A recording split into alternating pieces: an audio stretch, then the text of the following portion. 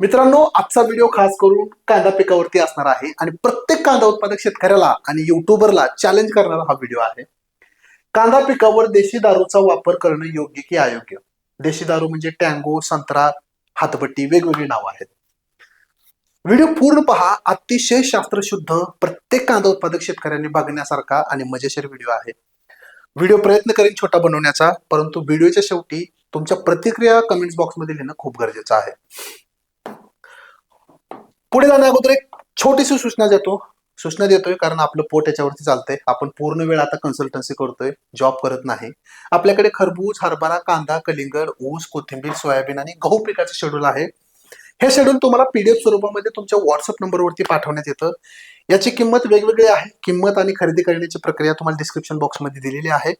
तरी देखील खरेदी करताना किंवा या शेड्यूल बद्दल काही शंका तुमच्या मनामध्ये असतील तर स्क्रीनवरती दिलेल्या व्हॉट्सअप नंबरवरती मला लगेच मेसेज करा. ठीक आहे. सूचना समाप्त झालेली आहे. शेड्यूल मराठीमधून आहेत आणि यातले जेवढे काही प्रोडक्ट मी शिफारस केलेले आहेत सगळे ब्रँडेड कंपनीचे तुमच्या जवळच्या दुकानामध्ये भेटणारे आहेत. सूचना समाप्त झालेल्या आहेत. मुख्य विषय, कांद्यावरती देशी दारू फवारावे का नाही. जेवढ्या शेतकऱ्यांना मी बोललो किंवा युट्यूबवरती व्हिडिओ पाहिले, प्रत्येक शेतकऱ्याचं म्हणणं आहे की कांद्यावरती देशी दारू फवारा, काळोखी येते, रस शोषक किडी त्या ठिकाणी कंट्रोल होते. परंतु एकही शेतकरी याच्यावरती शास्त्रशुद्ध पद्धतीने विचार करायला किंवा काम करायला तयार नाही. तुम्हाला माहित आहे का देशी दारूमध्ये नेमकं कोणकोणते घटक असतात, किती प्रमाणामध्ये असतात, याच्यातले कुठले घटक आपल्या पिकाला, आपल्या जमिनीला, आपल्या पर्यावरणाला त्या ठिकाणी फायदेशीर आहेत किंवा कुठले हानिकारक आहेत?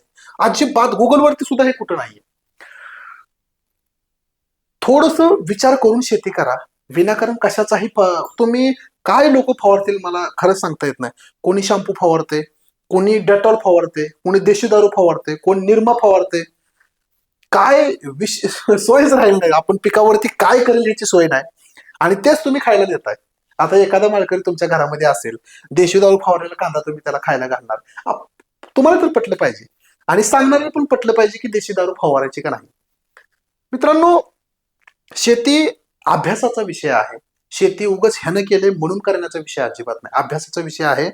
हे आपण जी संपत्ती आपल्या पुढच्या पिढीला देणार आहे ते तुम्ही आता जे काय करताय तेच असणार आहे. म्हणजे तुम्ही कशा पद्धतीने शेती करताय तोच तुमचा मुलगा, तुमचा नातू, तुमचा काय असेल ते करणार आहे. म्हणून आपण शास्त्रशुद्ध पद्धतीने शेती करणं खूप गरजेचं आहे. प्रत्येकाकडे आता स्मार्टफोन आहे, इंटरनेट आहे.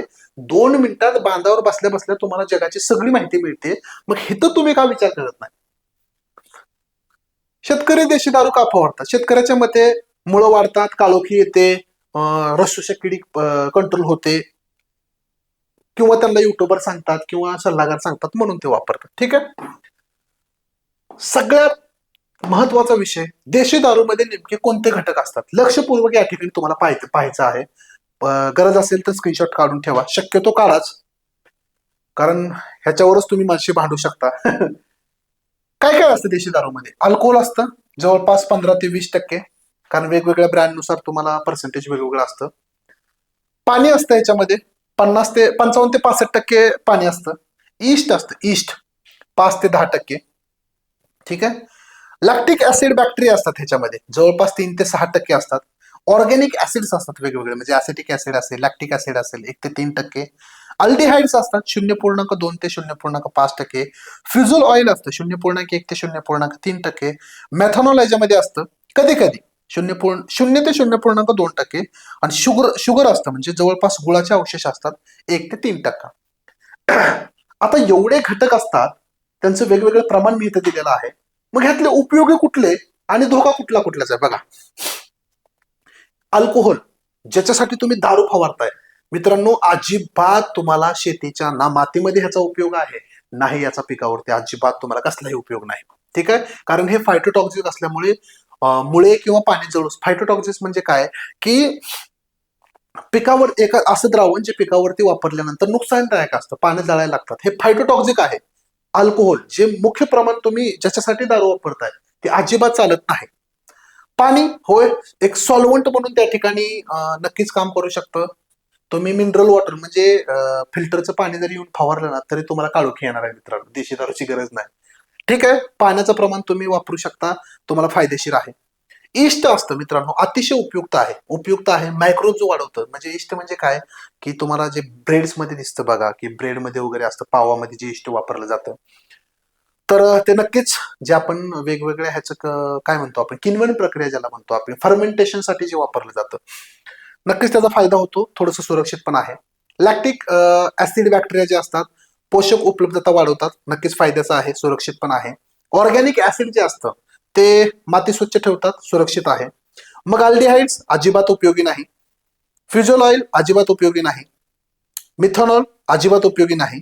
आणि जे काही शुगर असतं ते एक सूक्ष्म जीवासाठी एक खाद्य म्हणून काम करतं, थोड्याशा प्रमाणात उपयोगी आहे. तर मला सांगा, हे सगळं घालवतो आणि ह्याच्यामध्ये फायदेशीर काय काय आहे बघा. ठीक आहे, एवढा घटक इथला फायदेशीर आहे आणि हा घटक फायदेशीर आहे. ठीक आहे, सगळ्यात महत्वाचं काय याच्यात, पाणी आहे म्हणून फायदेशीर आहे. दुसरं ईस्ट आहे, सडवण्याचं काम करतं, फर्मेंटेशनसाठी चांगलं आहे. लॅक्टिक बॅक्टेरिया आणि ऑर्गॅनिक ऍसिड. परंतु तुमचा जो समज आहे ना, की अल्कोहोल 15 ते 20% आहे, दारू फवारा, अल्कोहोलमुळे त्या ठिकाणी काळोख येते, अजिबात. तुम्हाला चॅलेंज आहे माझं, कुठल्याही लॅबोरेटरीत जावा आणि दारूचे फायदे मला पिकावरती सांगा. मी व्हिडिओ बनवणे म्हणून पूर्ण युट्यूब चॅनल बंद करतो. काहीतरी उगं पसरू नका. युट्यूब किती हुशार युट्यूबर आहेत राव, तुम्ही सुद्धा असं सांगणं म्हणजे चुकीचं आहे. अजिबात सांगू नका. थोडस लक्ष द्या, कशामुळे काळोख तुम्हाला येते. पाण्याचं प्रमाण आहे, ईस्ट आहे, lactic acid bacteria, organic acid, ह्याच्यामुळे थोडीशी काळोखी येत असेल. परंतु रसशोषक किडीला कंट्रोल करतं. कसं कंट्रोल करेल मला सांगा बरं, काय ह्याच्यामध्ये त्या रसशोषक किडीला मारल्यासारखं काहीच नाहीये. आणि मी जे सांगतोय तुम्हाला, east, lactic acid, organic acid आणि शुगर, ह्याचा फायदा जर तुम्ही दारूचं द्रावण पिकाच्या मुळाजवळ ते सोडलं तरच तुम्हाला फायदे आहेत. फवारणीमध्ये अजिबात फायदे नाहीत. म्हणजे ह्याची जर फवारणी केली तर काहीच होत नाही. ठीक आहे, आता थोडासे काळोखी येत असेल, पाण्यामुळे येत असेल, शुगरमुळे येत असेल, ह्या दोन्हीमुळे. परंतु जर फायदे आहेत जमिनीमध्ये मुळाजवळ सोडले तर. पण फवारणीमध्ये अजिबात फायदे नाहीत, रसशोषक किडीमध्ये अजिबात फायदे नाहीत. मी तर म्हणतो वापरायलाच नाही पाहिजे. पण तरी पण एक पिक्चर क्लिअर करतो, की माझं म्हणणं असं आहे, काय फायदे काय तोटे, सुरक्षित आहे का नाही, थोडासा विचार करा. थोडंसं साईटला होतो, स्क्रीनशॉट काढून घ्या. ठीक आहे, ठीक आहे. आपण काय बघितलं, कंटेंट बघितलं, प्रमाण बघितलं, शेतीत उपयोग, फायदा का तोटा बघितलं, धोका बघितला. ओके, आता मी तुम्हाला सांगितलं ह्या तीनच घटकामुळे, ईस्ट, लॅक्टोबॅसिलस आणि ऑर्गॅनिक ऍसिड, ह्याच्यामुळेच तुम्हाला फायदा होतो. ते देखील मुळांजवळ. तुम्ही जर मुळाजवळ ह्याचं द्रावण सोडत असाल तरच तुम्हाला त्या ठिकाणी थोडंसं जमिनीतील काही जीवाणू सक्रिय होतात, म्हणून थोडा फायदा दिसतो. पण नुकसानकारक अल्कोहोल जास्त असल्यास धोका अधिक आहे. म्हणजे जर अल्कोहोल जास्त असेल तर समजा जर वापरायचंच आहे, ठीक आहे, देशी दारू तुमचा अट्टासच आहे, नाही नाही आम्हाला वापरायचीच आहे, मी तुम्हाला खरंच सांगेन, माझं जेन्युअन मत आहे, अजिबात वापरू नका मित्रांनो. जमिनीमध्ये दारू, पिकावरती दारू, हे आपल्याला पटलंच नाही पाहिजे. आपण एकीकडे काळी आई म्हणायचं आणि दारू फवारत बसायचं, आपल्याला पटलं पाहिजे. पण देशी दारूचे थोडेसे फायदे कसे होतात जर तुम्ही योग्य वापरलं. देशी दारू समजा एक अर्धा ते 1 लिटर घेतली, गुळ 1 किलो घेतला, पाणी 100 लिटर घेतलं आणि हे मिश्रण जर तुम्ही 2 ते 3 दिवस सडवत ठेवलं आणि ते जर तुमच्या मुळाशी पाण्यासोबत जर सोडलं तर तुम्हाला फायदा आहे. जमिनीमध्ये जीवाणू वाढतील, जमिनीमध्ये आपटेक चांगलं होईल, ज्या काही खतं आहेत, जमिनीमध्ये मुळांची वाढ तुम्हाला चांगली झालेली दिसेल. पण फवारणीमध्ये अजिबात वापरायचं नाही. देशी दारू जर वापरायची असेल तर योग्य पद्धत ही आहे, ह्याच्या पलीकडे तुम्ही अजिबात काही डोकं लावू नका. मी खूप रिसर्च केलाय आणि तरी देखील तुम्हाला चॅलेंजेस करायचं असेल तर स्क्रीनवरती मी नंबर दिलेला होता, मला थेट फोन करा. मी तुम्हाला त्या ठिकाणी तुमचे आणि काही भ्रम असतील ते देखील दूर करू शकतो. तर व्हिडिओ समाप्त झालेला आहे. आशा करतो की मी प्रयत्न केलेला आहे, माझा काय हेतू होता किंवा उद्देश होता. सारांश सांगतो 30 सेकंदामध्ये. दारूमध्ये काही घटक असतात चांगले, एक 25 ते 30%, पण ते देखील जर तुम्ही मातीमध्ये मुळाद्वारे त्या ठिकाणी जर सोडलं तर फायद्याचे असतात, जमिनीमध्ये एक पोषक वातावरण तयार करण्यासाठी. कारण त्याच्यामध्ये काही लॅक्टोबॅसिलस असतील किंवा ऑर्गॅनिक ऍसिड्स असतील किंवा त्याच्यामध्ये ईस्ट असेल, त्याच्यामुळं शुगर, गुळाचं प्रमाण थोडंसं असतं. पण देशी दारू पिकावरती फवारल्याने काळोखी येते, रसशोषक किडी कंट्रोल होते, उत्पादन वाढतं. साप झूट आहे, अजिबात पैसे त्या ठिकाणी खर्च करू नका. माझी कळकळीची विनंती आहे, शेतीमध्ये असले विपरीत प्रयोग तुम्ही अजिबात करू नका मित्रांनो. देशी दारू, शॅम्पू, निरमा, डेटॉल, आणखीन काय काय ते कोण भरपूर काय काय काय काय वापरतात. ते अजिबात असले करू नये. एवढे करोडो रुपये सरकार खर्च करते कीटकनाशक, बुरशीनाशक, टॉनिक तयार करण्यामध्ये, आणि आपण इथं डोकं लावतोय. मग सरकारला टँगो दारूच विका म्हणून वेगवेगळ्या सेवा केंद्रामध्ये. अजिबात असले काही प्रयोग करू नका. अभ्यासू प्रयोगशील शेती करा. त्याच्यामध्ये काहीही लागलं तुम्हाला 100% रात्रीच्या 12 वाजता मला मेसेज करा. मी नक्की पाहीन, तुम्हाला रिप्लाय देईन.